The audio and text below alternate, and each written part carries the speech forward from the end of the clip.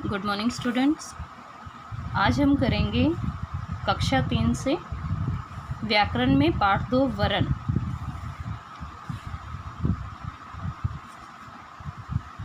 बच्चों, आप और हम इस प्रकार की बहुत सी ध्वनियाँ अपने आसपास के वातावरण में प्रायः सुनते रहते हैं, जैसे फ़ोन की ट्रिन ट्रिन, घड़ी की टिक टिक, रेलगाड़ी की छुक छुक, कुत्ते के भौंकने की ध्वनि आदि।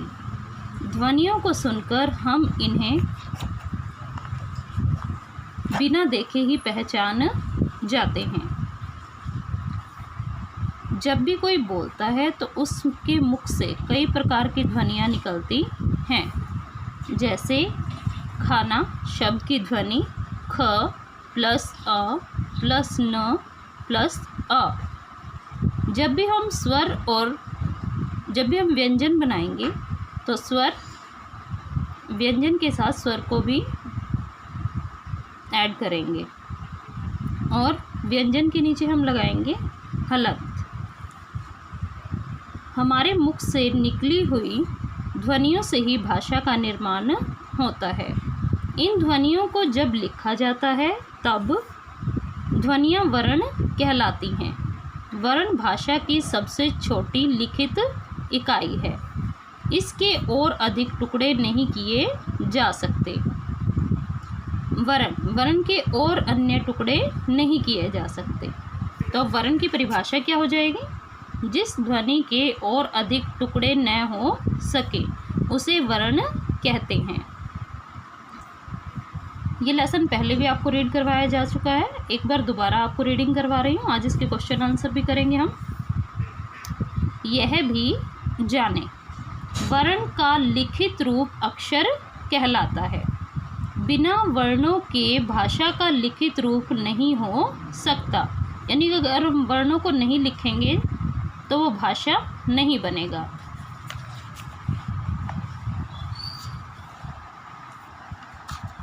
भाषा के प्रकार। वर्ण दो प्रकार के होते हैं, एक होता है स्वर, दूसरा होता है व्यंजन। स्वर वे वर्ण होते हैं जिनके उच्चारण में हमें किसी अन्य वर्ण की सहायता नहीं लेनी पड़ती। हिंदी भाषा में कुल 11 स्वर हैं। सबसे पहले जब बच्चों को वर्णमाला सिखाई जाती है, स्वर सिखाए जाते हैं और कुल स्वर कितने हैं? 11। अ आ ई उ री ए ऐ ओ। यह भी जाने अ ई उ री मूल स्वर हैं। बाकी स्वर इन्हीं के सहयोग से बनते हैं।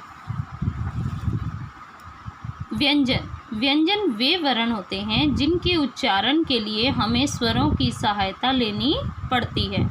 हिंदी भाषा में कुल 33 व्यंजन हैं, जैसे क से लेकर ह तक। अब क को हम अकेला राइट नहीं कर सकते। क को राइट करने के लिए हम करेंगे क के नीचे हलंत प्लस अ। तो हमने अ को यूज़ क्यों किया?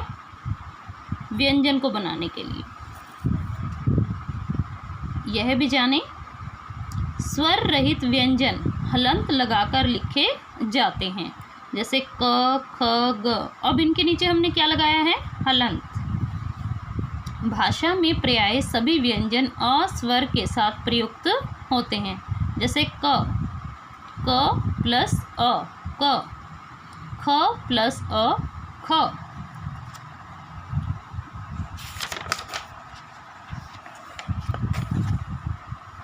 वर्णमाला। स्वर और व्यंजन को मिलाकर हिंदी की वर्णमाला बनती है। सही क्रम में लिखे गए वर्णों के समूह को वर्णमाला कहते हैं। सब भाषाओं की अपनी अपनी वर्णमाला होती है। हिंदी वर्णमाला में 44 वर्ण हैं, जो अंग्रेजी की वर्णमाला में 26 वर्ण हैं, जिन्हें लेटर्स कहते हैं। हिंदी में कहते हैं हम अक्षर और इंग्लिश में बोलते हैं लेटर्स। हिंदी वर्णमाला के कुछ अन्य वर्ण। आगत स्वर अ, आगत व्यंजन ज फ। ये क्योंकि अन्य भाषाओं से आए हैं। अतिरिक्त व्यंजन ड ढ। संयुक्त व्यंजन श त्र अज्ञ श्र। बच्चों, हम सब कुछ ऐसे व्यंजन और ध्वनियों के बारे में पढ़ेंगे जिनका प्रयोग बातचीत के समय बहुत अधिक होता है। नीचे दिए गए चित्र देखें। जैसे झंडा, झंडा में न की साउंड है, तो न हमने कैसे यूज़ किया है? बिंदी के रूप में। आँख, आँख के ऊपर क्या है? चंद्र बिंदु। प्रात्यय, प्रात्यय में क्या है? विसर्ग। आपने झंडा और आँख शब्दों में न और अन्न चिन्ह देखे, यानी चंद्र बिंदु और बिंदु। ये अनुस्वार और अनुनासिक कहलाते हैं। अनुस्वार का चिन्ह एक बिंदी है और अनुनासिक का चिन्ह चंद्र बिंदु है। प्रात्यय शब्द में अ का प्रयोग हुआ है, जिसे विसर्ग कहते हैं। जो हमने अ के बाद दो बिंदी यूज़ की हैं, इसे बोलते हैं विसर्ग। अ और अंग को अयोगवह कहते हैं। इन्हें स्वरों के साथ रखते हैं, लेकिन इन्हें स्वर नहीं कहा जाता। अ अंग पढ़ते हम, लेकिन इसे हम स्वरों में नहीं गिनते। श त्र अज्ञ और श्र को संयुक्त व्यंजन कहते हैं। ये दोनों व्यंजनों के मिलने से बनते हैं। इनकी संख्या 4 है। जैसे यह मेरी कक्षा है, तो इसमें श कैसे बना? क प्लस श। नेहा पत्र लिख रही है, तो त्र किससे मिलकर बना है? त प्लस र। ऋषि यज्ञ करते हैं, ज्ञ। ज प्लस न। श्रमिक काम कर रहा है, श्र श प्लस र। आओ पाठ दोहराएं। वर्ण भाषा की सबसे छोटी इकाई है। भाषा की सबसे छोटी इकाई क्या है? वर्ण। सभी भाषाओं में निश्चित वर्ण होते हैं। वर्णों के सही क्रम को वर्णमाला कहते हैं। व्यंजन स्वरों की सहायता से बोले जाते हैं। दो व्यंजनों को मिलाकर बने व्यंजन को संयुक्त व्यंजन कहते हैं। आगे हम करेंगे इसी का अभ्यास।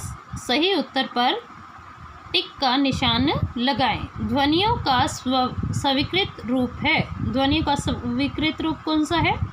वर्ण, शब्द या मात्रा? वर्ण। तो वर्ण पे टिक करेंगे हम। इनमें से कौन सा स्वर नहीं है? अ, ई, त्र। त्र क्या है? संयुक्त व्यंजन, तो हम त्र पे टिक करेंगे। व्यंजनों की संख्या है 32, 35, 33। तो व्यंजनों की संख्या है 33।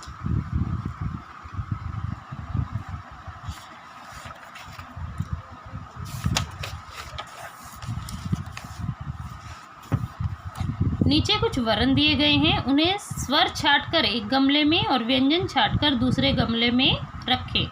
च। अब च क्या है?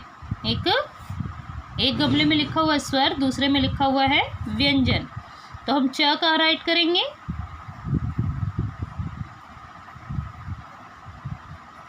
तो व्यंजन में हम लिखेंगे च। ऊ लिखेंगे हम स्वर पर।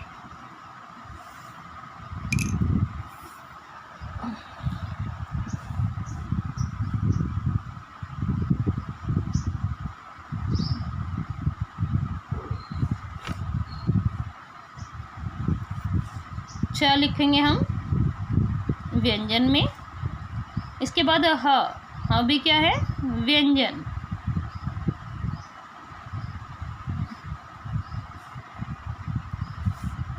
ए लिखेंगे हम स्वर में। प हम लिखेंगे व्यंजन में। अ लिखेंगे हम स्वर में। री लिखेंगे हम स्वर में।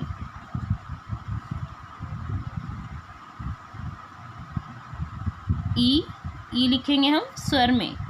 व्यंजन में हम लिखेंगे न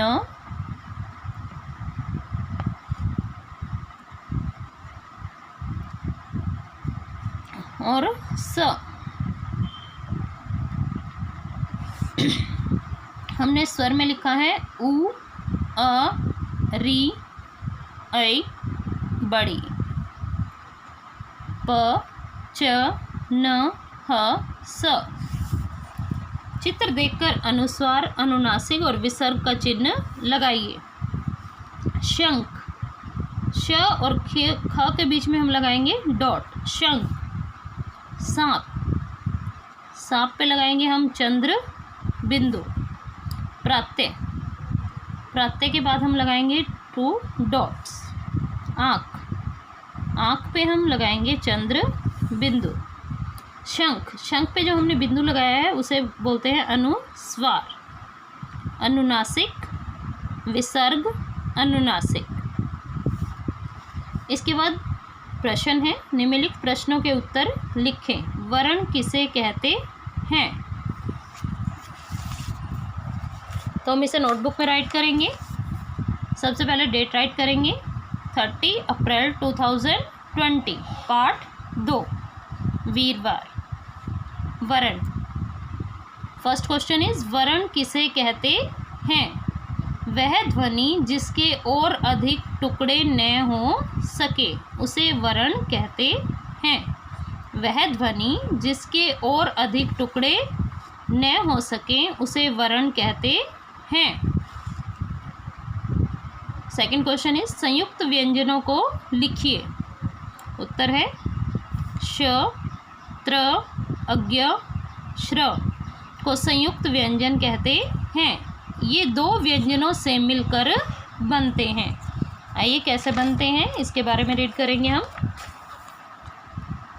श, क प्लस श, त्र, त प्लस र, अज्ञ, ज प्लस न, श्र, श प्लस र।